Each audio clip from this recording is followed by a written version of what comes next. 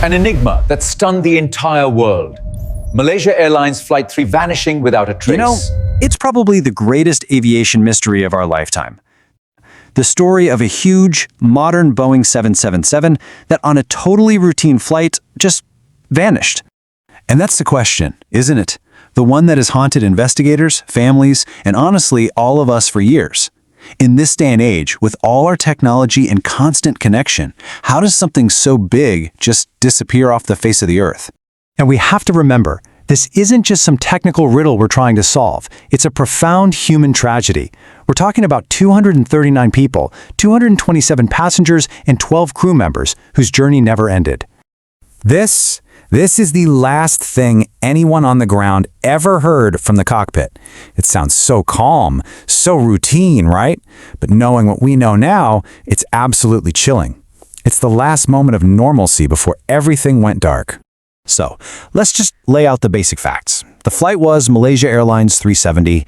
It was a standard overnight trip, a red-eye from Kuala Lumpur to Beijing back on March 8th, 2014. And by all accounts, the departure was completely, utterly normal. The plane took off right after midnight, and for the first 38 minutes, everything was textbook. Then, at 1:19 a.m., you get that final goodnight. And just moments later, the plane's transponder, that's the device that broadcasts its identity to civilian radar, was switched off. And here's the key, it was switched off manually. That was the first huge red flag.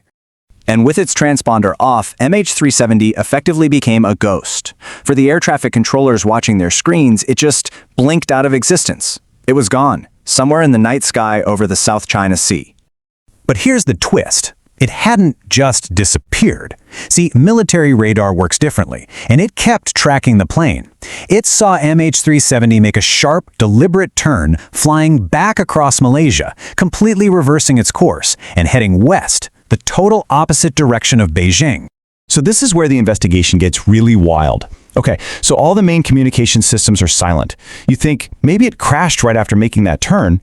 So how on earth did anyone figure out it was still flying for hours?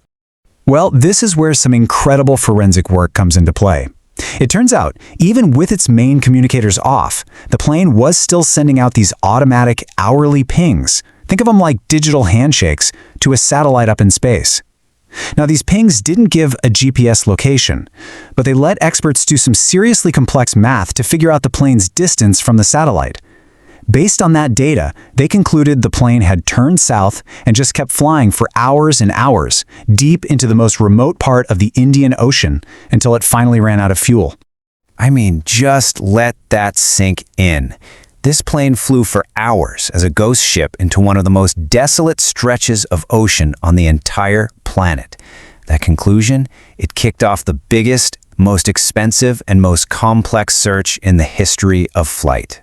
And it became a truly global mission. Australia, Malaysia, and China led the charge, but dozens of countries pitched in with ships, aircraft, and hundreds of millions of dollars to scour a vast, vast area of the Indian Ocean. So after all that effort, all those years of searching the deep ocean, what did they actually find? Well, for a long, long time, the answer was absolutely nothing. The ocean floor was silent.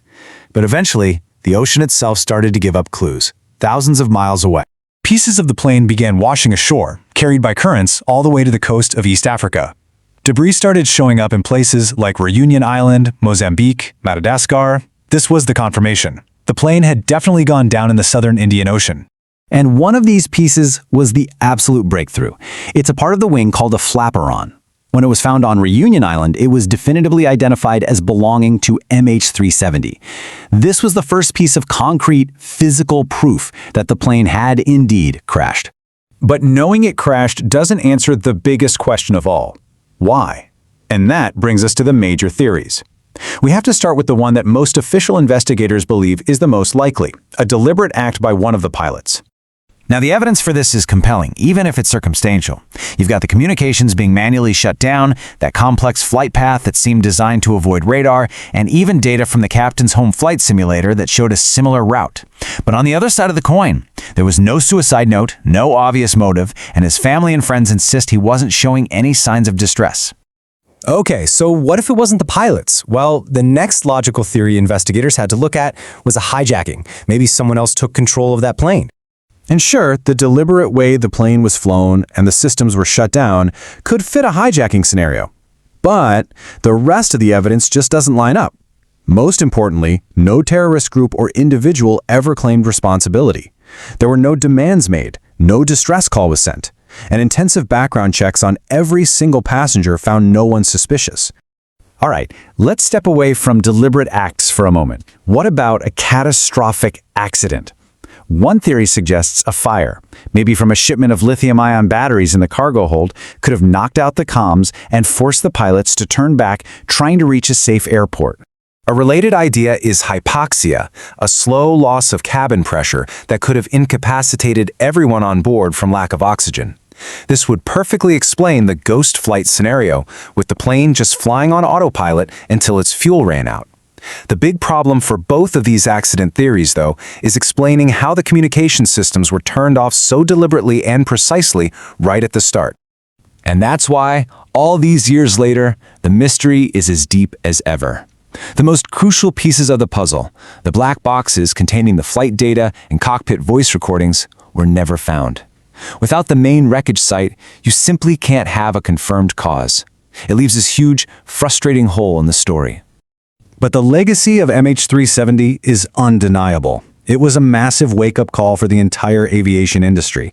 It led directly to new global standards that require planes to report their position much more frequently.